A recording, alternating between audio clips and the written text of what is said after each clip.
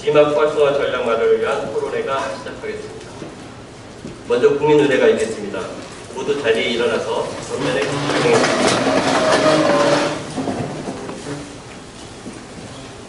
국회에 대하여 경례.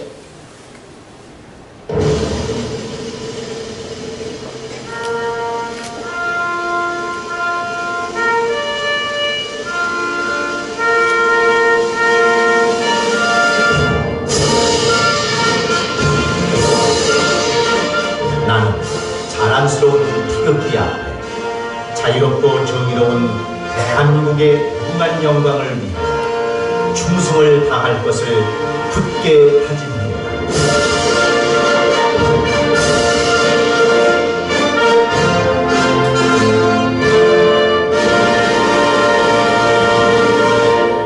바로 이하 국민의례는 생략하도록 하겠습니다. 모두 자리에 앉으십시오.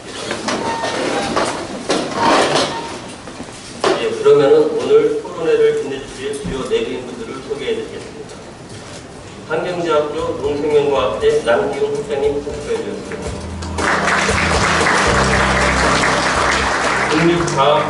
국립농업과학원 유재기 박사님 참석해주셨습니다. AK 비즈니스 지원단 김영일 연구연구원 경제학 박사님 참석해주셨습니다. 소비자 시민 모임 안산지부 공종옥 대표님 참석해주셨습니다. 소비자 시민 모임 김포지부 송정숙 대표님 참석해주셨습니다. 다음은 고양주부 모임 이강수 경기도 지회장님 참석해주셨습니다.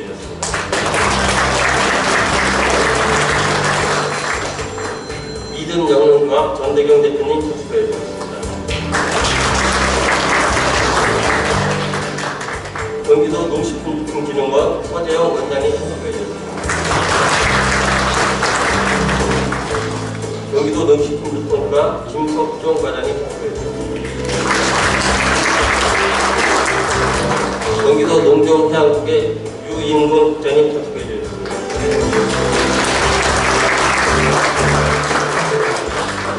오늘 참석해주신 주요 내분들이 많은데 이 집이 소개시켜드리지 못한 점 죄송스럽게 생각하고요. 다음 진행을 하도록 하겠습니다. 다음은 경기도 농업 정책을 총괄하고 계시는 유인군 농정해양국장님의 인사 말씀.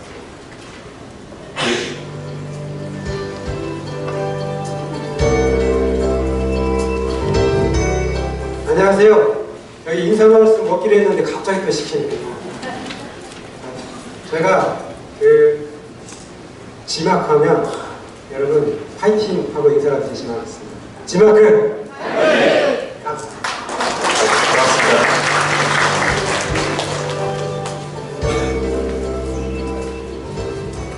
다음은 경기도 농업정책 동반자라고 할 수 있는데요. 경기도 농식품유통진흥원의 서재영 원장님이 간단히 듣겠습니다.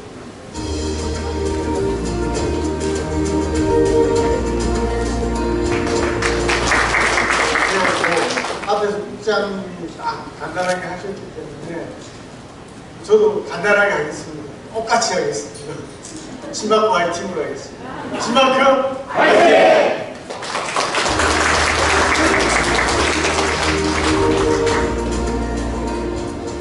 저희가 좀 순서를 조금 바꿔주고 해야 될 것 같은데요. 먼저 저희 지막하고 국가인증과 시너지 창출관에 대해서 지역농업 대표 협동조합에서 발제를 해서 드리고 있는데 지금 차가 조금 이상이 있어서 두 번째인 국립과학원의 유재기 박사님께서 안전무식품 유통 활성화라는 주제로 먼저 발표를 해주시겠습니다.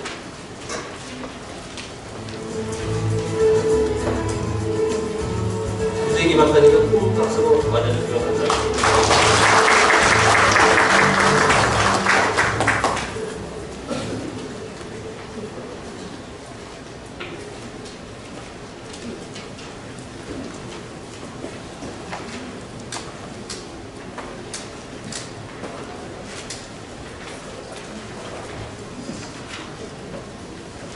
여러분 반갑습니다. 제가 20분 동안 제가 말씀드릴 내용은 여러 가지 인증이 있는데 인증에 대해서 그리고 또 어떻게 안전하게 생산하는지 그 안전하게 생산하는 것이 이제 요즘에 소비자 요구사항이기도 하고 파도이기도 하고 또 안전농산물을 생산해야 신뢰를 소비자한테 확보할 수 있다라고 하는 것과 그러면 이렇게 생산한 농산물을 어떻게 유통을 활성화해서 소비 촉진을 시키느냐라고 하는 좀 범위가 좀 넓습니다. 그래서 간략간략하게 여러분들 그 유인물에 보면 약 62커트 양이 많습니다만 그걸 보시기로 하고 제가 간략하게 20분 동안 요약을 한번 해보겠습니다.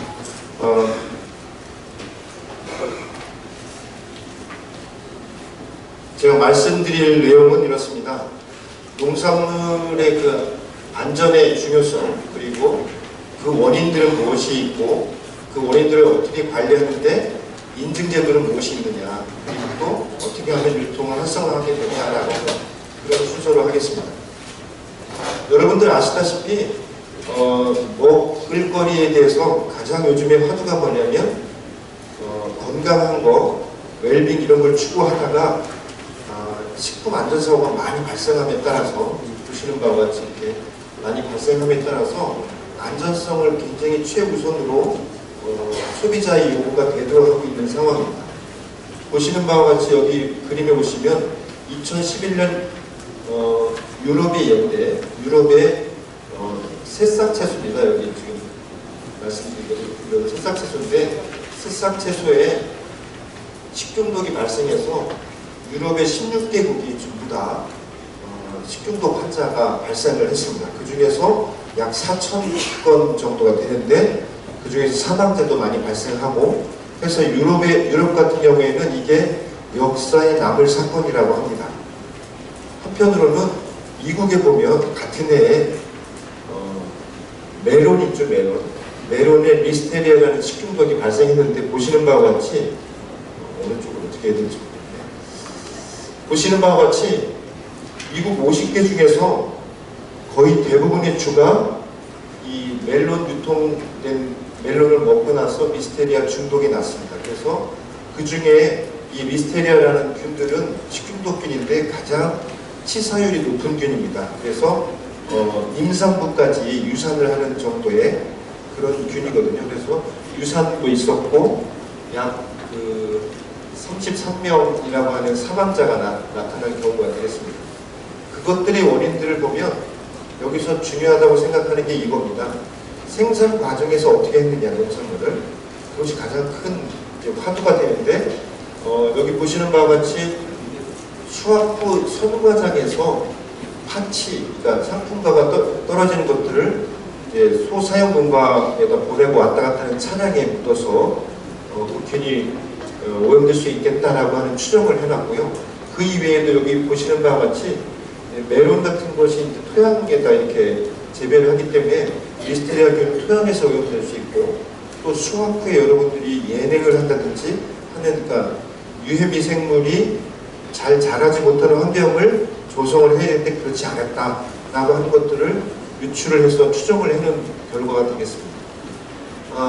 WHO에서 전 세계 인구 중에서 10명 중에 1명꼴로 1년에 식중독을 앓고 있다라고 하는 그런 통계 자료를 보면 이 식중독이야말로 사실 먹거리에서는 가장 관리를 해야 될 대상이라고 생각을 합니다. 역시 마찬가지로 소비자들도 어떠냐면 FTA가 되면서 수입식품이 안전했으면 좋겠다고 하는 것들도 많이 요구가 되고 있는 상황이고요. 우리나라의 식중독 상황들을 보면 통계 자료입니다. 보통 식중독은 보통 화학적인 위해요소, 생물적인 위해요소, 물리적인 위해요소.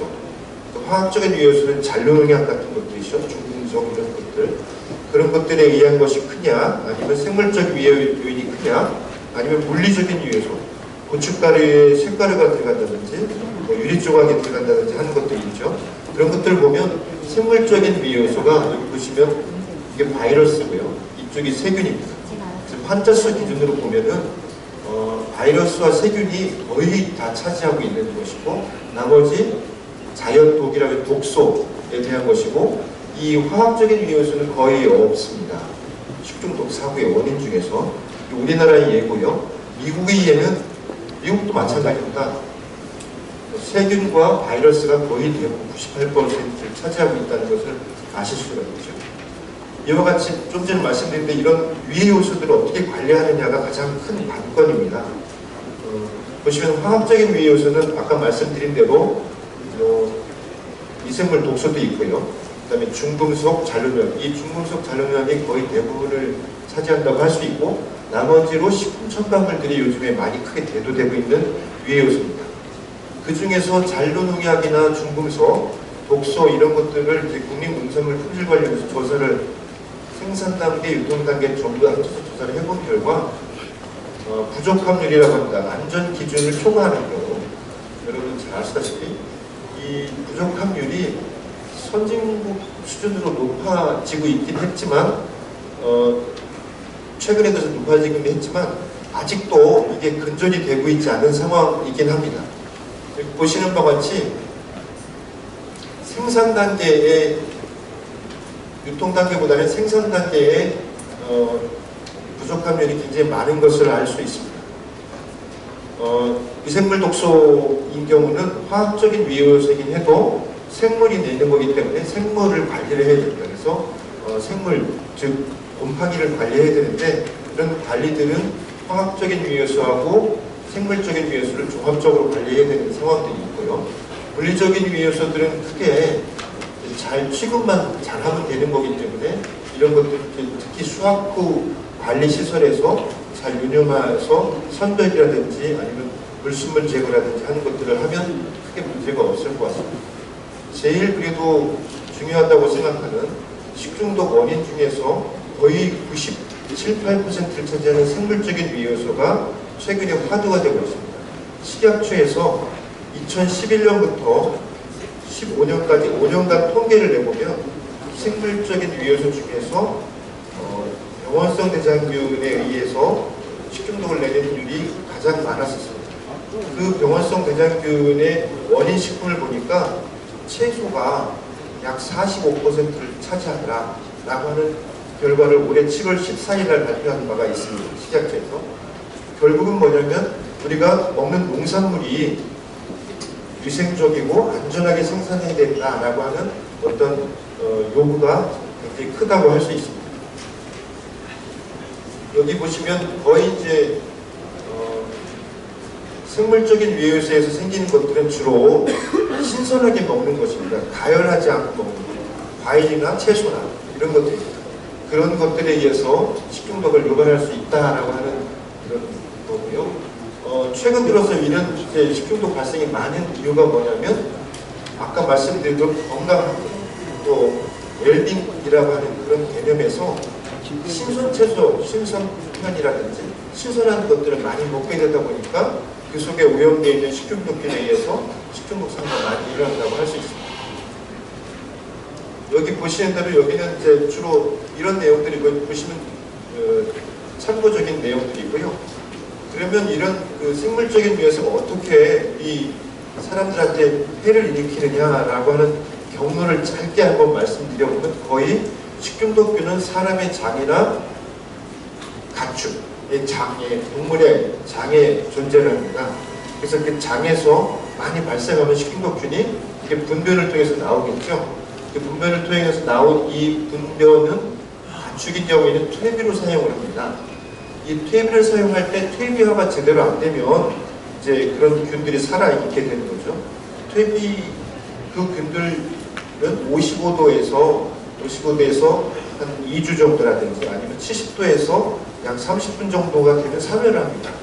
그렇긴 한데 이 퇴비화 과정을 제대로 안 하면 그 균들이 살아남아서 이런 채소류에 옮겨붙어서 이렇게 이제 사람들도 오게 되고 그럼에 따라서 여기서 대발생을 해서 복통이 나고 설사를 하게 됩니다. 이렇게 이 장면들은 꼭 좀 알고 계셨으면 좋겠고요. 그럴 때 이런 것들이 어떤 경로를 통하고 어떤 원인이 되겠냐라고 하는 것은 이게 지금 제가 그린 그림이 거미줄 그림인데 한 가지 요인에 의한 것이 아니고 오염원이 있다면 여러 가지 작업 경로를 통해서 오염이 되고 또 위험이 될 수 있다는 것입니다. 그래서 여기 보면 직접적으로 오염되는 것도 있지만 바람에 의해서 농작업자에 의해서 농장의 시설이나 작업도구나 이런 여러 가지 요인들이 복합적으로 관여를 해가지고 오염을 시킨다는 얘기입니다. 그래서 국가에서는 국민의 안전과 생산자의 신뢰 확보 이런 것들을 위해서 이제 안전관리 기술을 전 과정에서 하고 있고요. 특히나 중요한 것은 소비자에 대한 위험한 정보의 교류 그리고 지속적인 교육을 강화해야 되는 부분이 국가적인 임무라고 생각을 하고 추진을 하고 있습니다.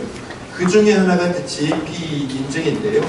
여러 가지 인증 중에서 GAP 인증은 보시는 바와 같이 생산성, 수익성, 품질, 친환경성, 안전성, 농업인의 복지까지 다 종합적으로 고려하는 종합 실천 기술이라는 얘기입니다. 그래서 그것은 FAO에서 세계 식량농업국에서 주장하는 바와 같고요.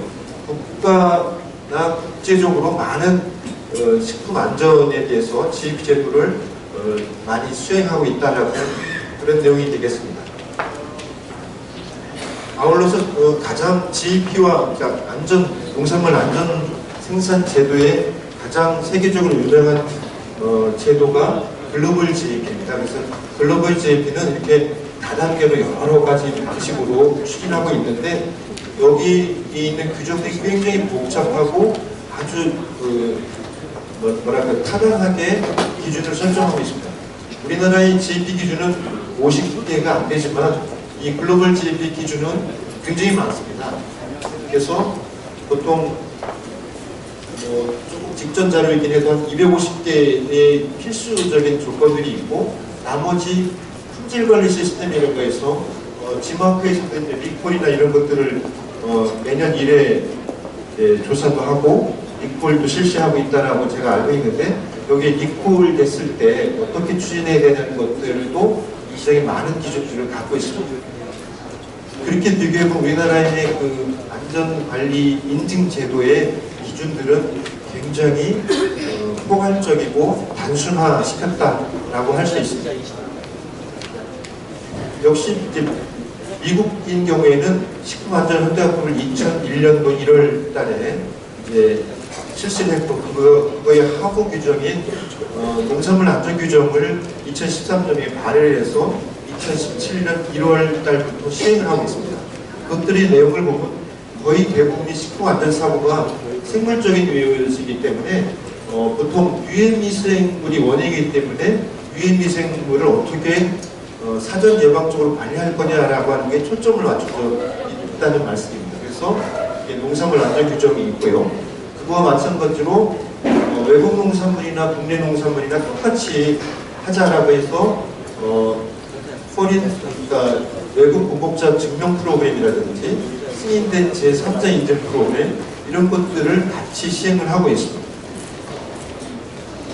여기서도 마찬가지로 아까 말씀드린 미생물에 중점을 두고 농업용수 그리고 퇴비 아까 말씀드린 퇴비 그리고 농작업자 건강위생 장비 도구 위생시설 가축 발생동물 이것들이 이제 오염원이기 때문에 이런 것들을 중점 경로로 치고 관리를 하도록 법제화되어 있습니다. 또 한 가지 설명드려야 될 것이 이제 국가적인 경우가 미국 같은 경우는 국가적으로 법제화를 시켰지만 민간 식품회사라든지 민간 유통업자가 글로벌 푸드 세이프티 이니셔티브라고 해서 글로벌 식품안전 협의체 구성을 해서 이런 것들을 또 안전관리를 하는 인증 제도를 하고 있습니다. 민간 인증 제도가 여러 가지가 있기 때문에 여러 가지 중에서 가장 공통적이고 꼭 필요하게 하는 것들만 뽑아서 벤치마크 프로그램이라고 해서 GFS의 벤치마킹 리콰이어먼트라고 하는 것들을 제정을 해서 매년 개정을 하고 있습니다. 여기에 보시면 이제 아까 말씀드린 글로벌 GAP도 여기에 하나의 10개의 인증 시스템 중에 하나로 되어 있습니다. 여기 보시면 이제 국가가 인증하는 것도 있고요. 그다음에 글로벌 GDP 민간에서 하는 것도 있고요. 이런 것들 전부 다 민간에서 하고 있는 거거든요. 이런 것들이 인증을 공통적으로 할 수 인증받을 수 있는 시스템을 GFSI에서 구성을 해서 하고 있습니다. 여기 특징들은 뭐냐면 자체 평가와 예비 평가가 주가 되는 것입니다. 결국은 아까 이따가도 말씀드리겠지만 우리가 농산물을 안전하게 생산하느냐 안 하느냐는 여러분 생산자 스스로가 점검을 해야 되는 것이 가장 중요하다라는 것을 여기서도 강조하다시피 그것이 중요하다고 할 수 있겠습니다. 나머지는 이제 이 이해관계자, 예를 들면 생산자, 유통업자, 소비자, 또 식품가공업자 여러 개의 관련된 사람들이 하고 있습니다. 그래서 수출도 굉장히 중요한데 우리나라의 수출을 하려면 안전성이 담보가 돼야 된다는 것이죠. 그래서 우리나라 인증제도에 대해서는 간략하게 말씀을 드리면 2006년부터 시작을 했습니다. 그래서 아주 보통 당연히 지켜야 될 규범으로 되어 있고요. 아까 말씀드린 내용들이고 사실 이런 것들은 오프트가 좀 많아서 제가 스킵을 하겠습니다. 여러 가지 인증제도는 사실 소비자가 하나의 신뢰의 수단입니다. 그래서 가장 중요하다고 생각하는 것이 여러분들이 하고 있는 기록 관리가 굉장히 중요하다라는 말씀을 드릴 수 있고요. G마크나 아니면 GEP나 여러 가지 인증에 있어서의 공통적인 문제점들을 갖고 있습니다. 결국 이제 유통의 선도 조직이라든지 그 다음에 홍보, 맞춤형 교육이 굉장히 중요하다라고 저희들은 생각을 하고 있습니다. 그래서 이제 말씀드릴 것은 좀 시간이 이제 많이 없기 때문에 제가 GAP를 예를 들었지만 여러분들 G마크 할 때 GAP를 인증받았는지를 먼저 따지잖아요. 그래서 그 GAP의 성공 사례를 이렇게 10가지로 한번 분석을 해봤습니다. 여기 보시면은 조직화, 교육이 중요하고요.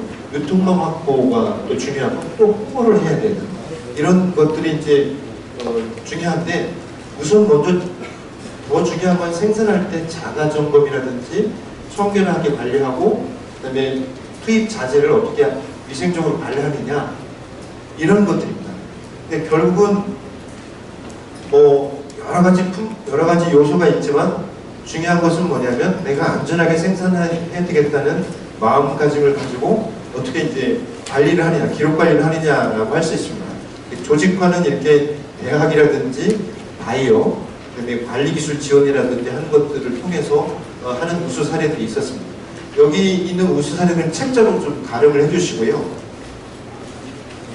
그래서 결국은 어떤 인증이든지 간에 성공을 하려면 뭐냐면 철저한 계획을 수립해야 된다는 것이고 그럴 때 이제 계획서가 필요한 것이고요.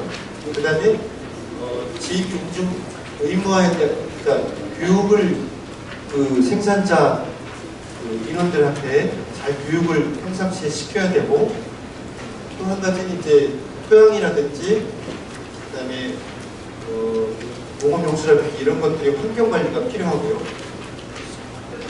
이 실천 이행 점검을 내부적으로 하셔야 된다는 것이 가장 중요합니다. 스스로. 그리고 그 여러 집단인 경우에는 어떤 관리자가 내부 관리자 안에 있어서 관리를 하면 굉장히 쉽게 수월하게 할 수 있다라고 하는 것이고요.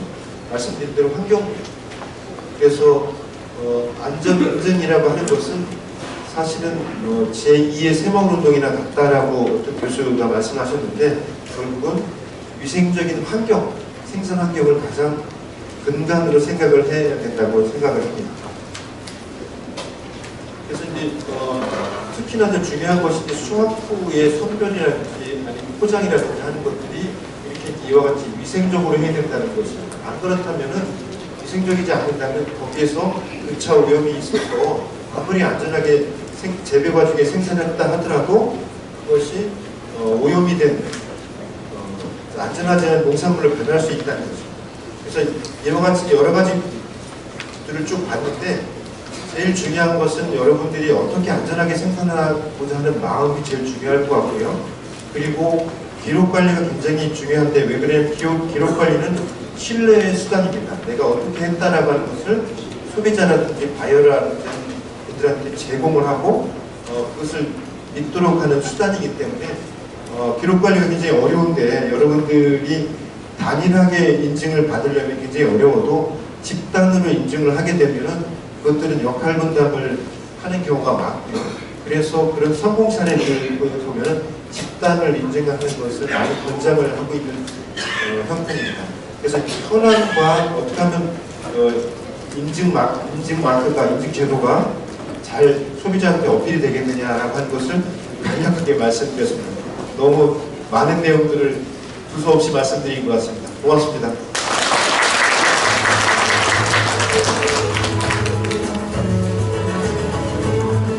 예, 박사님께서 저희가 G마크 현장 갔을 때 체크 항목을 갖다 이들이다 말씀해 주시는 것 같은 그런 느낌을 받았습니다. 감사드리고요. 다시 한번 유재기 박사님 큰 박수 부탁드립니다. 저희가 아까 시작할 때 소개를 못 드리는 분이 좀 있어가지고 잠깐 소개만 드리고 시작하겠습니다. 소비자 시민의 모임 성남지부 대표님이신 김경희 대표님 소개해 주셨습니다. 그다음에 지역농업 네트워크 협동조합의 김종환 전문인 참석해 주셨습니다. 다음 경기도 영양교사회 최진 회장이 참석해 주셨습니다. 다음 순서로 지역농업 네트워크 협동조합의 김종환 전무께서 G마크와 그 다음에 국가인증과 시너지 창출 방안이라는 주제를 가지고 발표를 해주시겠습니다. 김종환 전무님을 큰 박수로 맞으십시오.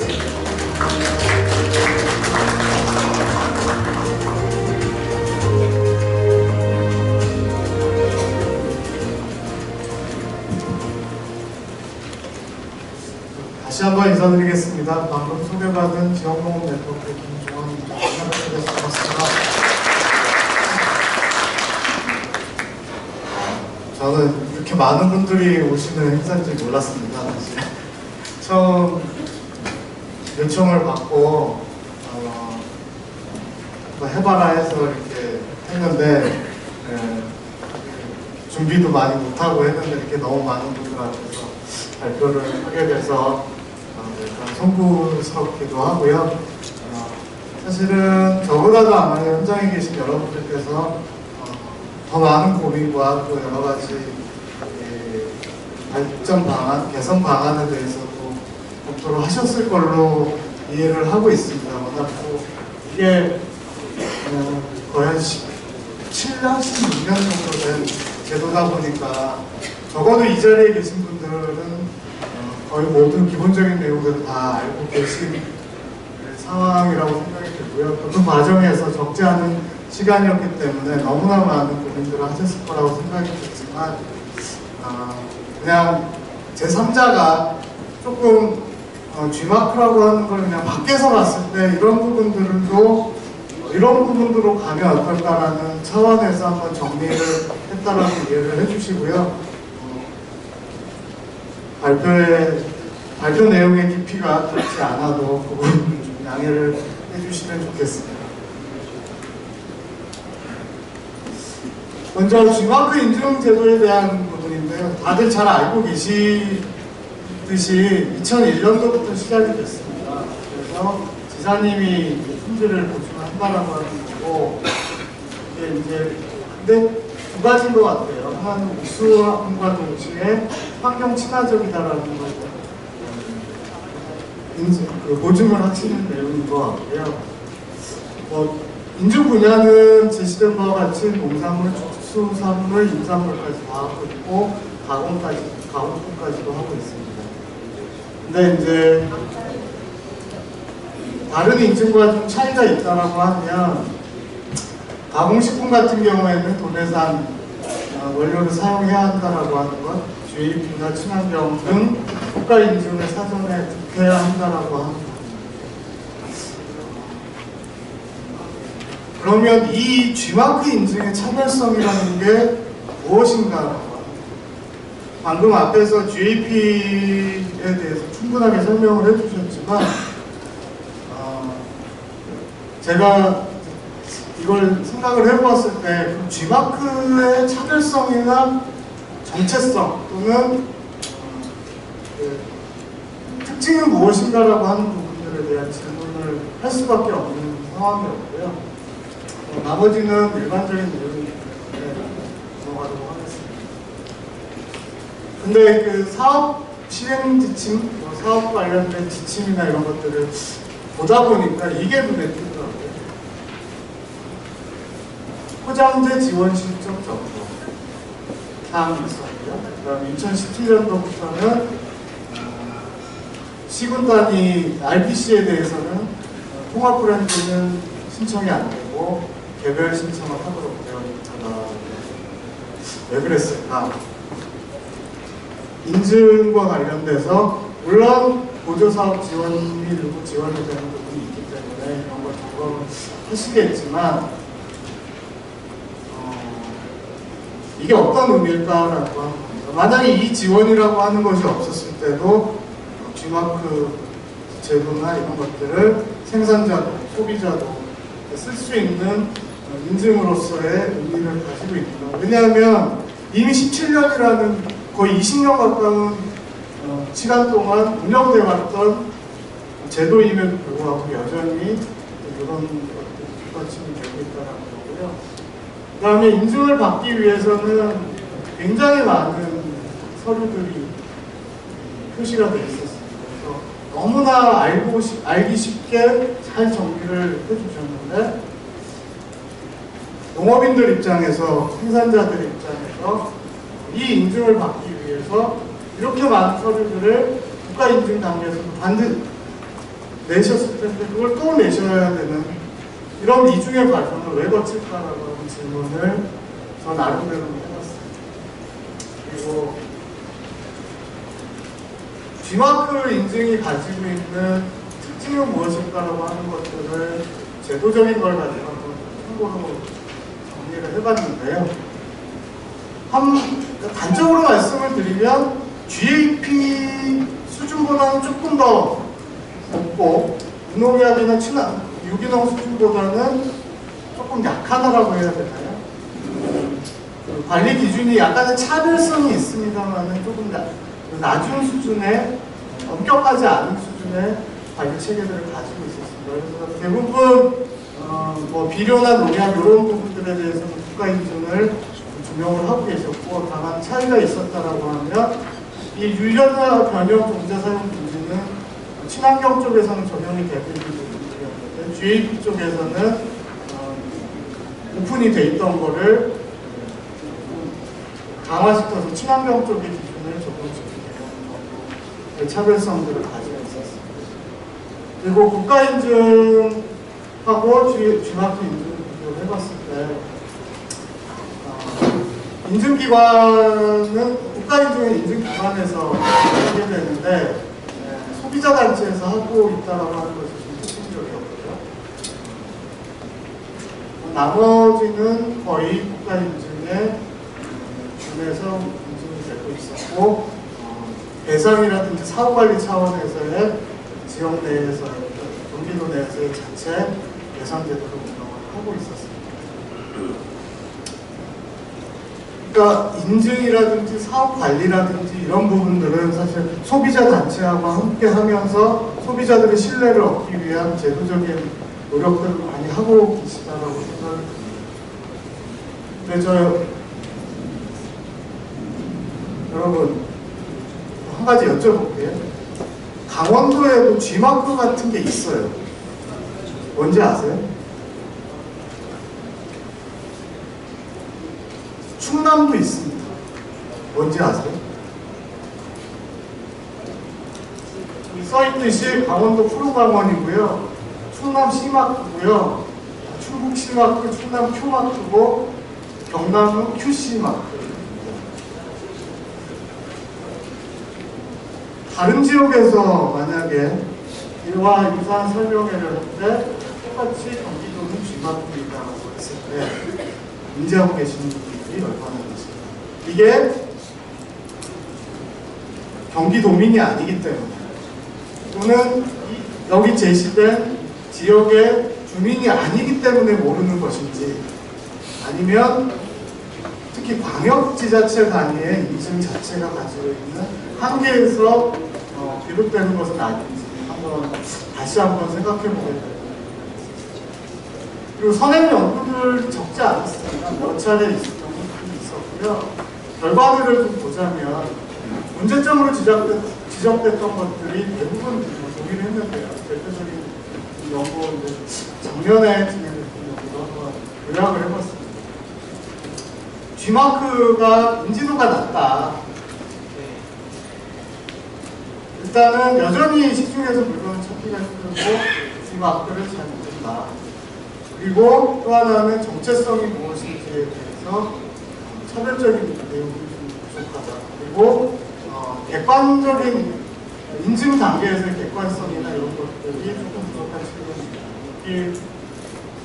사실 주관적 판단에 의존할 수밖에 없는 그런 문제인데, 사실 가공식품에 대해서 국내 농산물 사용 여부를 체크하도록 되어 있는데, 물론 추정을 할 수는 있지만 이건 매일 가서 현장 가서 확인하는 게 아니기 때문에 이런 부분들에 대해서 정확하게 확인을 하기가 굉장히 어렵습니다. 그래서 간접적인 자료나 또는 평소로 현장에서 확인한 내용들을 중심으로 확인할 수밖에 없는 그런 제도적인 부분들이 있었고, 그 다음에 사후 관리에서도 조금 더 강화를 할 필요가 있다. 이런 것들이 지적이 되고 있었습니다. 요거는 잘 아시지만 서울시에서 올해부터 시작하는 공공급식 부분에 대해서 진행하고 있는 내용인데요. 다들 아시겠지만 8개 지자체가 올해 시작을 합니다. 그래서 사업비로 정도가 들어가고 농산물과 다른 단계적으로 해서 나갑니다. 대신에 서울시 공공급식에 납품하는 지역의 농산물들은 일단 무제초제, non-GMO 이런 것들을 등록하도록 되어 있고요. 그 다음에 유통 부분에 대해서는 다른 부분들은 거의 비슷한데요. 방사능이라든지 non-GMO 이런 부분들에 대해서 사전에 체크할 수 있는 시스템들을 요구를 하고 있습니다.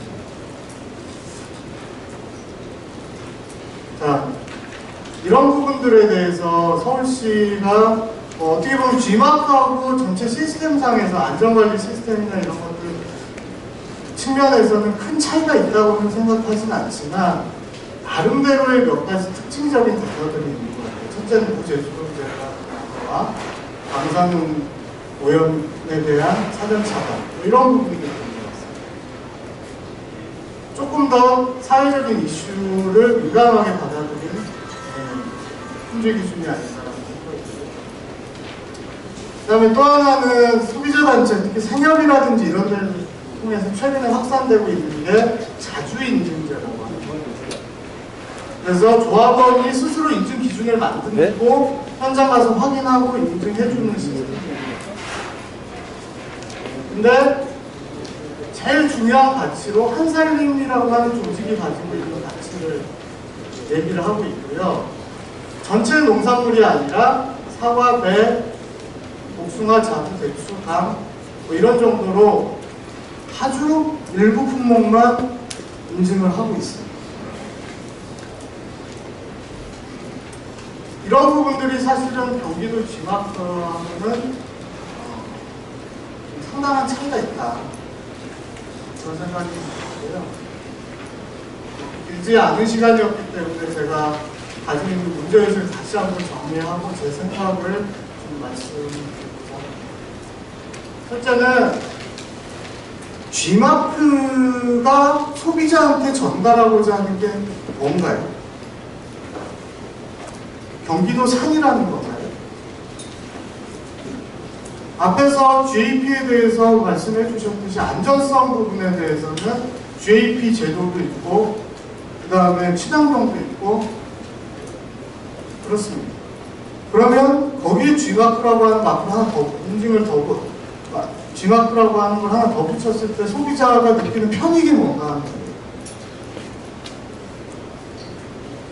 경기도산이라고 하는 정보를 주는 인증인지 아니면 농산물의 부가가치를 제공하기 위한 브랜드인지 아무리 생각을 해봐도 저 개인적으로는 답을 좀 먹기가 어려워요. 근데 다만 제가 아는 상식 내에서 소비자는 편익이 분명하지 않으면 절대 비용을 지불하지 않아요.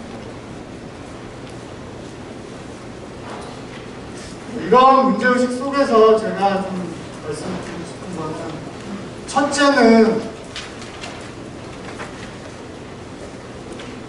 인증, G마크 인증은 국가 인증을 기반으로 하는 거기 때문에 안전성이나 이런 부분들에 대해서 국가 인증으로 이미 일정 정도 담보가 된다고 생각을 하고 이 부분들을 G마크, 경기도의 특색을 좀 살려내려면 결국은 구체적인 단순 정보가 아니라 사업과 연결된 인증 체계가 되는 게 아닐까.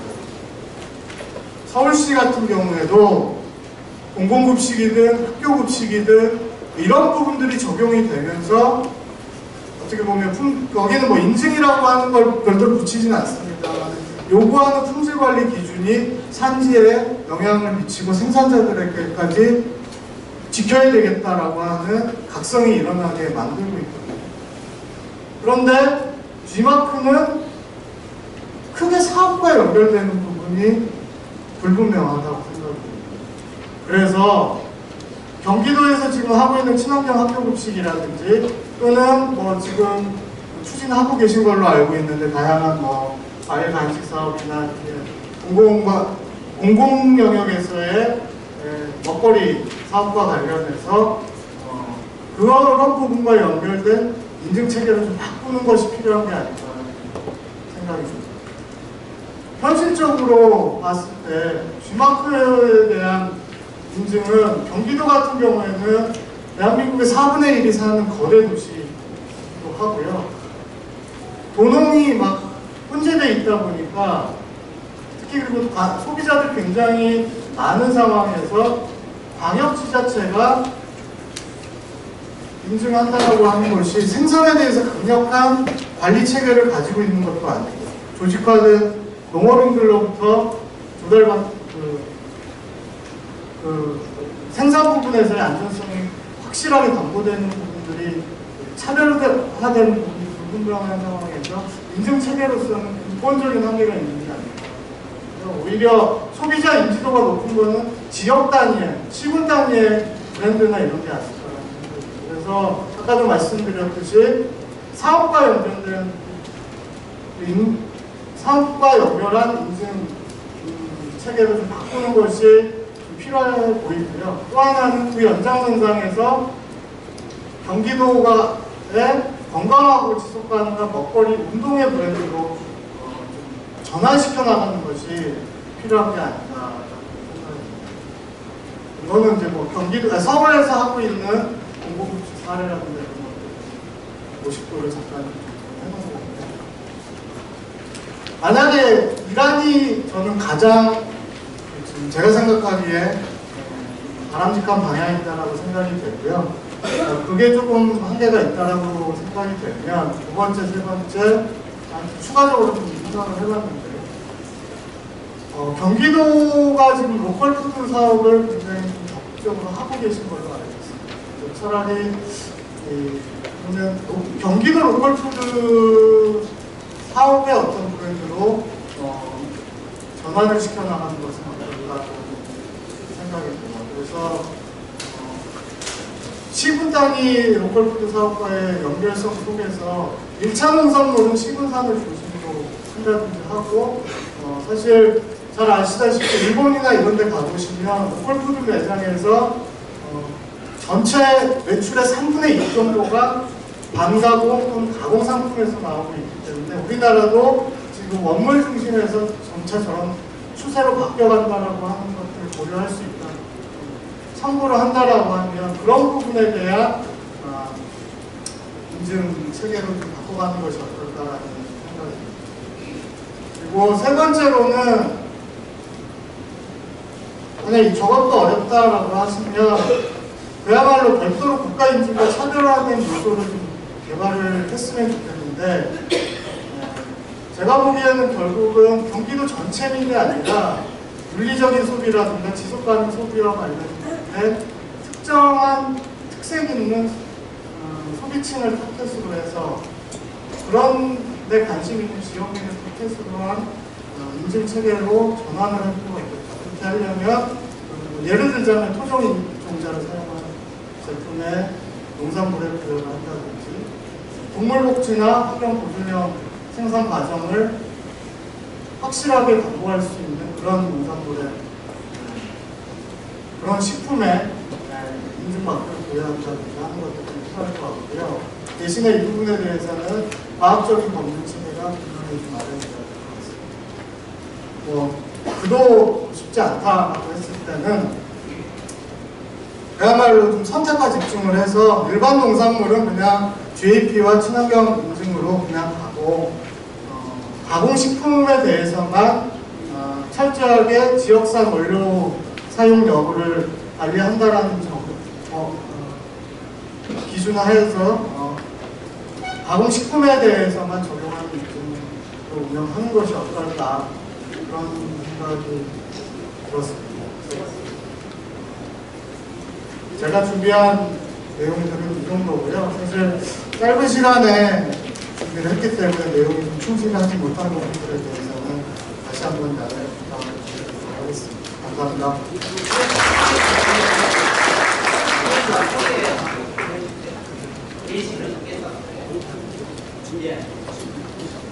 저는 지역농업 네트워크 협동조합이라고요. 주로 농업 또는 농업 관련된 기관이나 지자체 그리고 농협, 농업법인, 농가 이런 데들에 대한 현장 컨설팅이나 정책 사업에 대한 컨설팅이나 이런 것들을 하고 있는 기관입니다. 저희는 98년도에 설립이 돼서 지금 이 분야에서만 내년이 되면 20주년을 맞는 회사입니다.